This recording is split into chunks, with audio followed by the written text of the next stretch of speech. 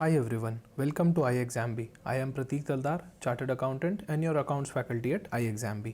इस वीडियो में हम डिस्कस करेंगे कुछ क्वेश्चंस की जो आपके NVS के ऑडिट असिस्टेंट नवोदय विद्यालय के ऑडिट असिस्टेंट के एग्जाम में आ चुके हैं और इससे रिलेटेड क्वेश्चंस आप EMRS अकाउंटेंट के कॉमर्स पोर्शन में भी एक्सपेक्ट कर सकते हैं. So let's start the discussion. The first auditor of company other than the government company is appointed by whom and within what time period? तो question में बात हो रही है फर्स्ट ऑडिटर की, वो भी अदर देन गवर्नमेंट कंपनी के. कंपनीज एक्ट का सेक्शन 139 डील करता है ऑडिटर के अपॉइंटमेंट से.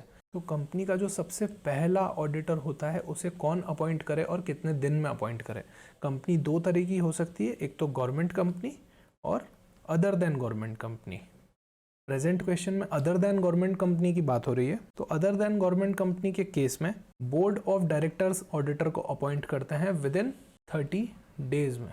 तो 30 दिन के अंदर कंपनी के बोर्ड ऑफ डायरेक्टर्स की ड्यूटी है उसे अपॉइंट करना. 30 दिन देखे जाते हैं date of registration of company से. अगर बोर्ड ऑफ डायरेक्टर्स फेल हो जाते हैं अपॉइंट करने में तो कंपनी के मेंबर्स ऑडिटर को अपॉइंट करते हैं 90 डेज के अंदर. But in case of government company controller and auditor general of India यानी कि C&AG अपॉइंट करते हैं फर्स्ट ऑडिटर को with in 60 days. However, in case C&AG fails to appoint the auditor, then again board of directors appoint करेंगे 30 days में. और अगर BOD भी फेल हो जाते हैं तो अगेन मेंबर्स अपॉइंट करेंगे 60 डेज में. तो अदर देन गवर्नमेंट कंपनी के केस में 30-90 चलता है. ओके 30 डेज में बोर्ड ऑफ डायरेक्टर ने अगर अपॉइंट कर दिया तो ठीक है, नहीं तो 90 डेज में मेंबर्स अपॉइंट कर देंगे. और गवर्नमेंट कंपनी के केस में 60-30-60 चलता है. ओके C&AG ने अगर 60 डेज में अपॉइंट कर दिया तो ठीक है, नहीं तो बोर्ड ऑफ डायरेक्टर्स करेंगे 30 डेज में, नहीं तो मेंबर्स को करना होगा 60 डेज में. इन द प्रेजेंट क्वेश्चन यहाँ पे फर्स्ट ऑडिटर की बात हो रही है और अदर देन गवर्नमेंट कंपनी की बात हो रही है, तो बोर्ड डायरेक्टर्स करेंगे 30 डेज में. Right. Next is the appointment of first auditor of government company. तो हमने अभी देखा था गवर्नमेंट कंपनी के केस में फर्स्ट ऑडिटर कौन अपॉइंट करते हैं, C&AG with in 60 days. So C will be your right choice. दोनों ही केसेस में ऑडिटर का टेन्योर रहता है till the conclusion of first annual general meeting. तो ऑडिट पार्ट में ऑडिटर के अपॉइंटमेंट से रिलेटेड और उसके टेन्योर से रिलेटेड क्वेश्चंस काफ़ी इंपॉर्टेंट हो जाते हैं एग्जामिनेशन पॉइंट ऑफ व्यू से. नेक्स्ट हमें एक मटेरियल मैन्युफैक्चरिंग कंपनी का बजटेड डेटा दिया गया है अगले साल का. सेल्स है 1 lakh units and 1 lakh rupees in terms of amount. Variable cost दे रखी है हमें 40,000, फिक्स कॉस्ट दे रखी है 50,000 and we need to compute PV ratio, break even point and margin of safety. तो PV रेशो की सबसे पहले बात करते हैं. PV रेशो का फॉर्मूला होता है contribution upon sales into 100. Contribution हमें निकालना होगा. सेल्स में से अगर वेरिएबल कॉस्ट को माइनस कर देते हैं तो कंट्रीब्यूशन आ जाता है. सेल्स हमें दे रखी है 1 लाख रुपीज़ की और इसमें से अगर वेरिएबल कॉस्ट को हटा देते हैं तो ये कंट्रीब्यूशन आ जाता है 60,000. तो PV ratio will be 60,000 divided by 1 lakh into 100 which comes to around 60%. Next is break even point. Break even point का मतलब होता है एक ऐसा पॉइंट जहाँ पे कंपनी को ना प्रॉफिट हो रहा है ना लॉस हो रहा है, वो ब्रेक इवन कर रही है. तो इस पॉइंट पे कंपनी अपनी पूरी की पूरी फिक्स कॉस्ट जो है वो कवर कर चुकी होती है. इसका फॉर्मूला होता है fix cost divided by profit volume ratio. तो ये अमाउंट में BEP आपका आ जाएगा. क्वेश्चन के अंदर ऑप्शन में अमाउंट में BEP और मार्जिन ऑफ सेफ्टी दिया गया था. सो फिक्स कॉस्ट हमें क्वेश्चन में दी हुई है 50,000 डिवाइडेड बाय आपका PV रेशो है 60%. So break even point comes to 83,333. Next is margin of safety. Margin of safety वो सेल होती है जो ब्रेक इवन पॉइंट से ऊपर की सेल होती है. यहाँ पे हमारा पूरा का पूरा एलिमेंट प्रॉफिट होता है क्योंकि हम फिक्स कॉस्ट जो है वो ब्रेक इवन पॉइंट तक कवर कर चुके थे. तो अब MOS की सेल्स में पूरा का पूरा प्रॉफिट एलिमेंट होता है. मार्जिन ऑफ सेफ्टी सेल्स हम निकाल सकते हैं total sales minus break even point की सेल्स. तो टोटल सेल्स हमें क्वेश्चन में दी हुई है 1 lakh rupees and break even point हम निकाल चुके हैं in rupees 83,333. So margin of safety की सेल्स आ जाएगी 16,667. सो मार्जिनल कॉस्टिंग से रिलेटेड क्वेश्चंस भी आपके एग्जाम में आ सकते हैं. Next is which section of the income tax act defines the term assessee. Assessee defined है सेक्शन 2 सबसेक्शन 7 में इनकम टैक्स एक्ट के. सेक्शन 2 सबसेक्शन 9 आपको कंफ्यूज करने के लिए दिया गया है। इसके अंदर असेसमेंट ईयर डिफाइंड है, असेसी डिफाइंड है सेक्शन 2 सबसेक्शन 7 में। तो इनकम टैक्स के पॉइंट ऑफ व्यू से आपको टीडीएस पे बहुत अच्छी ग्रिप होनी चाहिए, प्लस सेक्शंस पे, डेफिनेशन के जो सेक्शंस हैं उनका आपको एक नॉलेज होना चाहिए, प्लस टीडीएस के जो सेक्शंस हैं और उनकी रिस्पेक्टिव रेट्स है उसकी अंडरस्टैंडिंग आपको ज़रूरी है। Next question is from the chapter ratio analysis in financial management.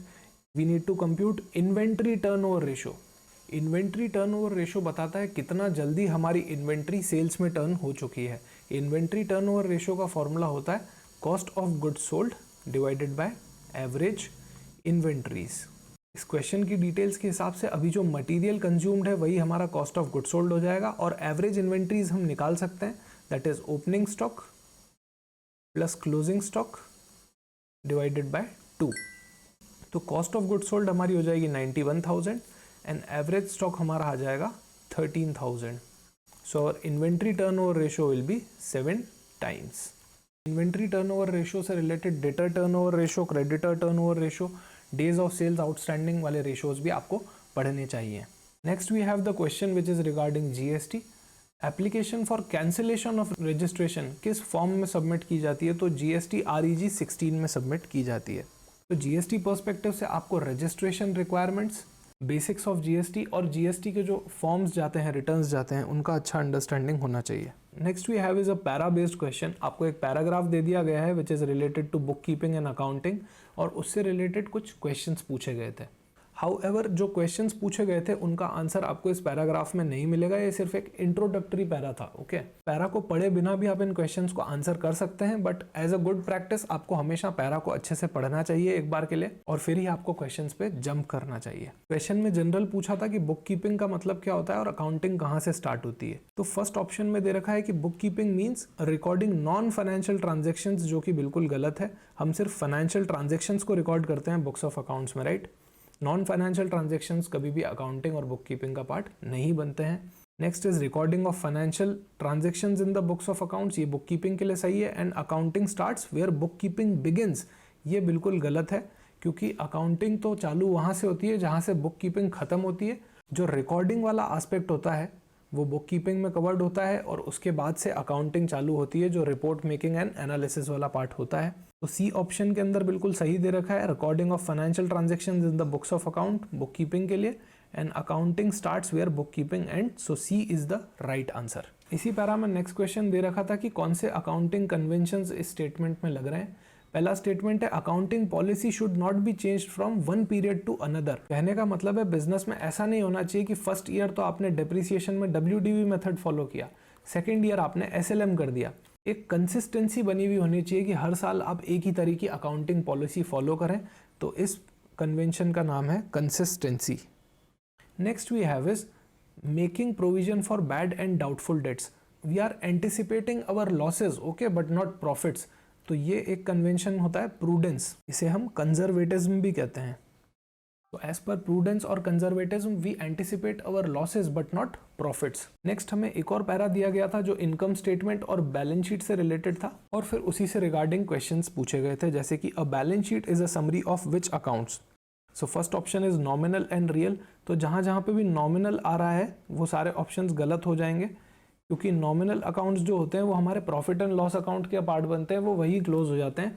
So personal and real account is the right choice. तो जो आपके रूल्स होते हैं उसमें दो रूल होते हैं, modern concept of accounting and traditional concept of accounting. तो जिसने भी ट्रेडिशनल कॉन्सेप्ट ऑफ अकाउंटिंग पढ़ रखा होगा वो इसका आंसर इजीली दे सकता है। तो अकाउंटिंग रूल्स से भी डायरेक्टली क्वेश्चन आए हैं, वो भी काफ़ी इंपॉर्टेंट हो जाते हैं। Next is according to which accounting concept revenues are credited to the period in which they are earned whether they have been received or not। तो किस कॉन्सेप्ट की वजह से रेवेन्यू को हम क्रेडिट कर लेते हैं, भले ही वो मिले या नहीं मिले, एक्चुअल में सेटलमेंट हुआ या नहीं हुआ कैश में। So as per accrual concept transactions are recorded in the period in which they takes place, not when settlement in money takes place। So accounting concepts and conventions से काफ़ी सारे questions पूछे गए थे इस एग्जामिनेशन में, वो एक काफ़ी इंपॉर्टेंट टॉपिक बन जाता है। इसी तरह के रिलेटेड क्वेश्चंस प्रैक्टिस करने के लिए आप हमारी वेबसाइट पे आके 2 फ्री मॉक टेस्ट दे सकते हैं और एक अंडरस्टैंडिंग ले सकते हैं कि आपके EMRS अकाउंटेंट के एग्जाम में कैसे क्वेश्चंस आ सकते हैं। I would like to highlight that our EMRS accountant course is available at a discount in which आपको काफ़ी सारे mock test मिल जाते हैं, chapter test मिल जाते हैं individually, live classes and daily doubt sessions भी आपको available हो जाते हैं. So you can join our course and prepare 50% faster. Thank you so much for watching this video. See you soon.